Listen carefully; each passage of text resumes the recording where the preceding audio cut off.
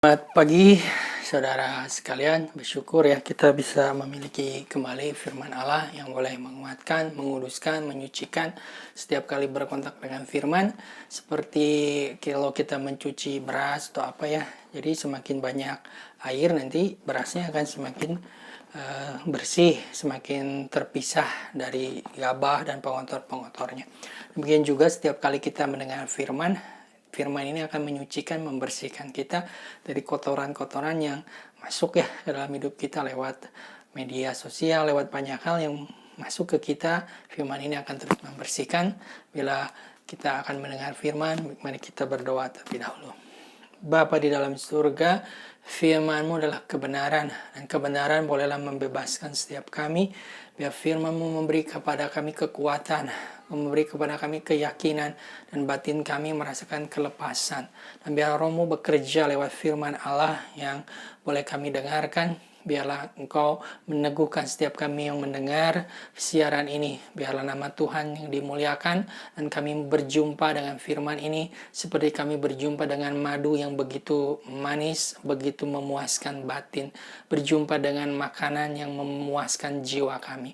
Biarlah Roh-Mu bekerja. Dalam nama Yesus kami berdoa, kami ucap syukur. Amin. Saudaraku, pada kesempatan ini kita akan kembali membahas mengenai pengharapan. Dan ini mungkin menjadi penutup dari sesi tentang pengharapan ini. Kita akan berbicara mengenai pengharapan adalah sauh atau jangkar bagi jiwa kita ya. Jadi kita harus mengerti bahwa jiwa kita ini mudah goyang, mudah dialihkan. Kalau ada kejadian-kejadian di luar, fenomena yang berat, perubahan-perubahan yang terjadi, sering hati kita terombang-ambing, dan firman Allah memberi kepada kita jawaban buat perkara ini. Mari kita membahas satu perikop di Ibrani pasal 6. Kita akan membahas mulai dari ayat ke yang 11 ya, sampai ayat ke 19. Saya akan membaca sedikit-sedikit ya. Ibrani 6 ayat 11. Tetapi kami ingin supaya kamu masing-masing menunjukkan kesungguhan yang sama untuk menjadikan pengharapanmu suatu milik yang pasti sampai pada akhirnya. Nah, di sini dikatakan Rasul Paulus menginginkan supaya kita masing-masing menunjukkan kesungguhan yang sama seperti yang dimiliki oleh Rasul Paulus ya. Ini standar yang begitu tinggi kan. Untuk menjadikan pengharapan kita ini suatu milik yang pasti sampai pada akhirnya. Jadi Rasul Paulus menginginkan kita menunjukkan kesungguhan kita, jerih lelah kita dalam memelihara pengharapan kita menjadi sesuatu yang pasti, di sini sesuatu yang kokoh, yang tidak mudah dihancurkan, diombang-ambingkan, digoyangkan oleh hal-hal angin pengajaran, fenomena-fenomena, dan banyak hal di luar. Biarlah kita merasa bahwa pengharapan yang dibangun di atas iman kepada Yesus Kristus ini sesuatu yang kokoh, yang bisa kita pertahankan sampai pada akhirnya, sampai kita meninggalkan dunia ini, kita punya pengharapan yang tidak goyah oleh apapun. Dan Paulus memberikan keteladanan, dan dia ingin kita menunjukkan kesungguhan yang sama seperti dia berjuang dalam mempertahankan pengharapan dia sampai pada akhirnya. Biarlah saudara dan saya memiliki semangat yang sama seperti yang sudah dicontohkan oleh Rasul Paulus, menunjukkan kesungguhan yang begitu sungguh-sungguh di dalam memelihara pengharapan kita ya.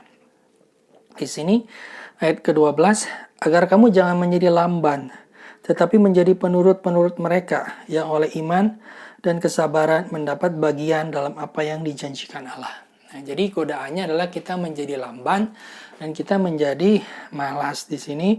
Lalu kita menjadi orang-orang yang tidak menuruti iman, menuruti firman Allah, dan tidak bersabar dalam mendapatkan bagian apa yang dijanjikan Allah. Jadi ada dua komponen yang penting, yaitu iman dan kesabaran. Seringkali orang yang berbicara iman adalah orang-orang yang juga ingin mendapatkannya dengan cepat. Tapi firman Allah mengatakan harus ada kesabaran yang mengikuti iman kita. Abraham adalah bapak orang beriman, dan iman itu dia miliki terus-menerus, dan ketika dia percaya bahwa dia pasti akan mendapat keturunan ya dari Sarah, akan memiliki anak perjanjian, bukan detik dia percaya langsung dia mendapat, bukan. Tapi ketika dia percaya, firman Allah berkata Allah membenarkan dia. Allah menganggap imannya sebagai kebenaran. Tapi tidak berarti langsung Abraham mendapatkan apa yang dijanjikan detik di mana dia percaya. Ketika dia percaya, dia masih tetap harus bersabar. Dia harus tetap menunggu sampai Allah menetapkan satu waktu yang pas buat dia untuk mendapatkan apa yang dia imani ini. Jadi saudaraku, ini adalah hal yang cukup sulit ya buat kita semua. Buat saya juga, kalau kita menerima janji Allah, lalu kita beriman, kita akan mendapatkan apa yang dijanjikan. Kita harus belajar menunggu, bersabar sampai Allah memberikannya. Di sini bukannya pasrah, bukannya udahlah terserah Allah kapan saja, lalu udahlah saya udah nggak peduli. Di sini bukan begitu, tetapi percaya bahwa ada waktu Tuhan, di mana Tuhan akan memberikan pada waktu yang paling tepat. Dan kita optimis, kita percaya Allah akan menepati janjinya. Kita percaya bahwa Allah akan setia, dan kita percaya ya dia tidak akan gagal dalam memenuhi apa yang dia janjikan. Tapi kita harus menunggu sampai Allah menyatakan sekarang waktunya. Dan selama menunggu kita menyembah dia, percaya, beriman kepada dia. Kita tidak masa bodoh, bukan, tapi kita bersungguh-sungguh di dalam menantikan itu. Yang berikutnya di 13 dicontohkan adalah Abraham ya. Sebab ketika Allah memberikan janjinya kepada Abraham, ia bersumpah demi dirinya sendiri. Karena tidak ada orang yang lebih tinggi daripadanya. Katanya, sesungguhnya aku akan memberkati engkau berlimpah-limpah dan akan membuat engkau sangat banyak. Abraham menanti dengan sabar, dan dengan demikian ia memperoleh apa yang dijanjikan kepadanya. Sebab manusia bersumpah demi orang yang lebih tinggi, dan sumpah itu menjadi suatu pengokohan baginya, yang mengakhiri segala bantahan. Karena itu, untuk lebih meyakinkan mereka yang berhak menerima janji itu, akan kepastian putusannya, Allah telah mengikat dirinya dengan sumpah, supaya oleh dua kenyataan yang tidak berubah-ubah, tentang mana Allah tidak mungkin berdusta, kita yang mencari perlindungan beroleh dorongan yang kuat untuk menjangkau pengharapan yang terletak di depan kita. Amin. Jadi dikatakan Abraham menantikan dengan sabar sehingga dia mendapatkan apa yang dijanjikan. Ini teladan yang baik ya, saudaraku.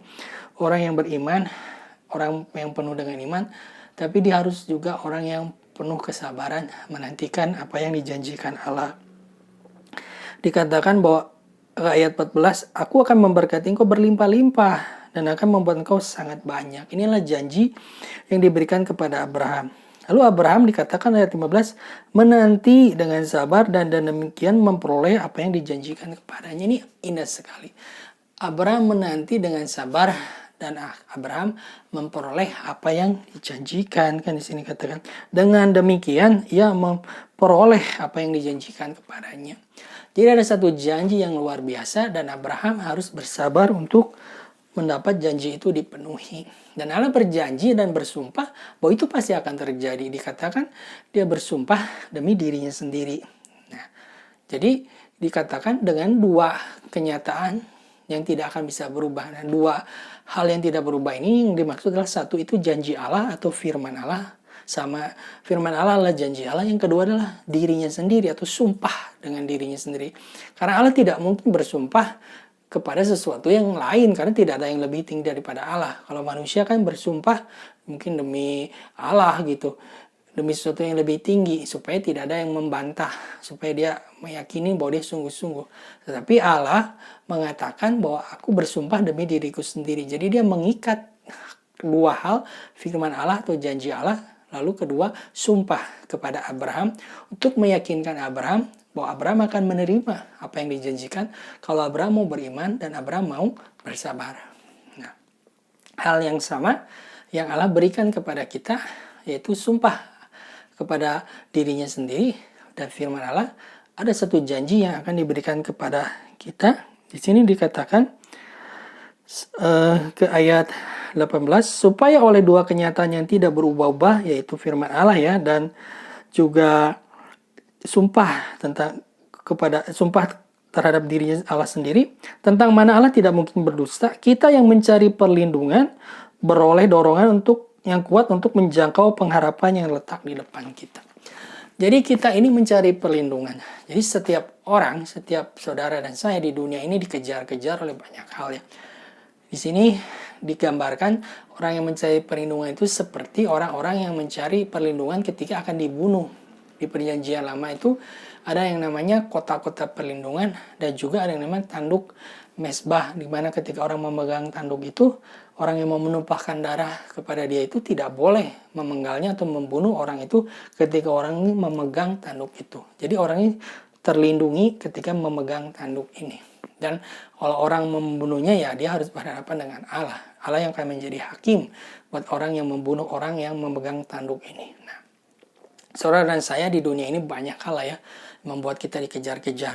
Tuntutan hidup, keperluan ekonomi, kebutuhan hidup, masalah di keluarga, cita-cita kita yang ingin tercapai, kesuksesan, mencari kekayaan. Banyak hal yang menuntut kita ya, mimpi-mimpi kita.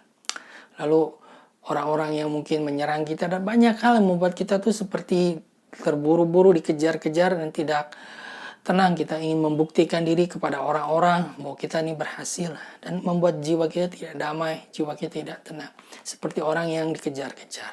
Nah, setiap kali kita melakukan pelanggaran, kita sering terpuruk, berkubang di sana, jatuh lagi ke sana, berputar-putar di sana, terperosok ke sana lebih dalam dan mencari orang-orang yang mungkin sama, punya kelemahan yang sama supaya kita membenarkan diri bahwa kita memang lemah dan kita terus berputar-putar.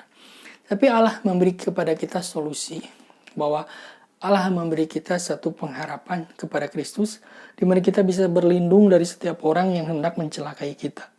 Dari kejadian-kejadian, dari perkara-perkara yang bisa menghancurkan hidup kita. Seperti kita memegang tanduk mesbah itu, kita mencari Allah, bersekutu dengan Allah, datang ke hadirat Allah, dia seperti tanduk itu melindungi kita, dan setiap orang yang mau menyerang kita akan dihalangi oleh hadiratnya itu, sehingga kita terlindungi dan merasa aman ya. Jiwa kita tenang dan damai karena kita memegang tanduk itu. Dan setiap saudara saya yang sedang berjari lelah dalam batin, yang hatinya gundah gulana, yang hatinya merasa kosong, pahit, berkecamuk, saudara dan saya harus mencari Allah, bersekutu dengan Allah ke tempat yang maha tinggi. Di tempat persembunyian Allah kita mengalami perlindungan dengan hadirat Allah yang melindungi kita. Kita mendapat perlindungan di sana. Nah, yang kedua, kepada ayat 19 di sini saya akan bacakan, pengharapan itu adalah sauh yang kuat dan aman bagi jiwa kita yang telah dilabuhkan sampai ke belakang tabir. Jadi dikatakan pengharapan itu adalah sauh atau jangkar yang kuat dan aman bagi jiwa kita yang telah dilabuhkan sampai ke belakang tabir. Jadi penggambaran pengharapan itu seperti sauh atau jangkar. Jadi saudara harus melihat yang membutuhkan jangkar atau sauh itu kapal. Jadi kapal itu ya bergeraknya di air, dan air itu sesuatu unsur yang tidak ada kestabilan di dalamnya, tidak ada sesuatu yang pasti karena sifat dari air itu kan mengalir. Secara partikelnya itu nggak mungkin padat, kompak, kokoh. Dia pasti flowing, mengalir. Itu udah sifat dari air. Dunia ini seperti lautan itu yang bergejolak ke sana ke sini dan tidak ada kestabilan di dalam dunia ini. Orang berpikir kestabilan itu dicapai dari kekayaan. Tapi firman Allah berulang-ulang mengatakan, jangan kita menaruh kepercayaan kepada sesuatu yang tidak pasti, katanya, seperti kekayaan. Jadi Alkitab dengan jelas mengatakan, kekayaan itu sesuatu yang tidak pasti, karena hari ini dapat, besok bisa hilang. Itu tidak ada kestabilan di dalamnya. Itu tidak pasti sama sekali. Seperti kesuksesan, hari ini sukses, mungkin nanti bisa gagal. Ya banyak hal yang tidak stabil. Orang mencari itu kemapanan, sebetulnya tidak ada ya. Semua itu bisa digoncang. Pandemi ini membuktikan ya semua bisa digoncang. Semua perusahaan besar-besar pun bisa kolaps. Kita berpikir, wah betapa suksesnya dia, betapa besar perusahaan itu, betapa berhasil. Tapi itu bisa digoncang dan itu bisa goyah. Nah disinilah kita belajar. Jiwa kita terus mencari rasa aman kepada sesuatu yang memang kokoh, tidak bisa digoyahkan. Dan ternyata pengharapan ini seperti jangkar sauh yang dilabuhkan kepada sesuatu yang kokoh. Nah kalau kapal itu jangkarnya biasanya dilabuhkan ke batu karang ya. Ketika ada batu karang dikaitkan, walaupun kapalnya goyang-goyang, dia tidak akan hanyut ya, tidak akan terbawa arus karena dia terkait dengan karang. Nah, Pengharapan kita ini seperti jangkar, dan pengharapan kita ini harus dikaitkan kepada Yesus Kristus ya. Dia adalah batu karang yang teguh. Ketika jiwa kita berharap kepada Yesus, kita merasa aman. Bahwa tidak ada yang bisa melukai kita, mencelakai kita. Kita aman dalam lindungan Dia, dan kalaupun kita harus meninggalkan dunia ini, kita tahu kita akan disambut oleh Yesus, dan tidak ada yang memisahkan kita dari kasih Kristus ini. Ya banyak ya, penindasan, ketelanjangan, kelaparan, mara bahaya, semua hal, tidak ada yang bisa memisahkan kita dari kasih Kristus. Dan pengharapan kepada Kristus ini kokoh, saudaraku, seperti jangkar buat kapal itu. Nah, jadi saudaraku, di sini kita belajar pengharapan itu yang pertama seperti tanduk mesbah yang membuat kita berlindung, memegang erat. Yang kedua, pengharapan itu seperti jangkar atau seperti sauh yang membuat jiwa kita yang berombang-ambing di dunia yang penuh ombang-ambing ini tetap kokoh. Walaupun kita ada goncangan, kita tahu kita tidak akan hanyut. Kita tahu kita akan tidak akan terseret oleh arus dunia ini, oleh rupa-rupa angin pengajaran, oleh tipu daya kekayaan, oleh kekhawatiran hidup. Kita akan tetap kokoh terkait kepada Yesus yang adalah batu karang yang sejati ini. Biar saudaraku belajar, dan saya pun belajar untuk menaruhkan pengharapan kita kepada batu karang yang sejati, Yesus Kristus. Amin. Mari kita berdoa. Bapa di surga, biarlah firman-Mu dan sumpah kepada diri-Mu sendiri membuat kami yakin bahwa janji itu akan dipenuhi, bahwa Engkau memberikan kepada kami satu tanduk perlindungan, tanduk mesbah perlindungan melalui pengharapan kepada Yesus Kristus. Dan Engkau memberikan jangkar, sauh yang kuat, yang kokoh, yang dilabuhkan kepada batu karang sejati Yesus Kristus, membuat jiwa kami aman dan kokoh. Biarlah pengharapan ini dikaitkan kepada Yesus Kristus yang adalah batu karang sejati, sehingga jiwa kami aman, jiwa kami puas, jiwa kami kokoh, karena kami tahu kepada siapa kami percaya, dan kami mengkaitkan pengharapan kepada sesuatu yang tidak akan berubah dan pasti. Bila firman Allah membebaskan kami, membuat jiwa kami bahagia, lepas, dan percaya bahwa pengharapan kepada Yesus Kristus adalah sauh yang kuat buat jiwa, tanduk mesbah perlindungan buat kami yang mencari perlindungan. Biarlah firman Allah digenapi atas setiap kami yang mendengarkan firman ini. Kami berdoa di dalam nama Yesus. Amin. Amin saudaraku, Tuhan memberkati kita semua. Amin.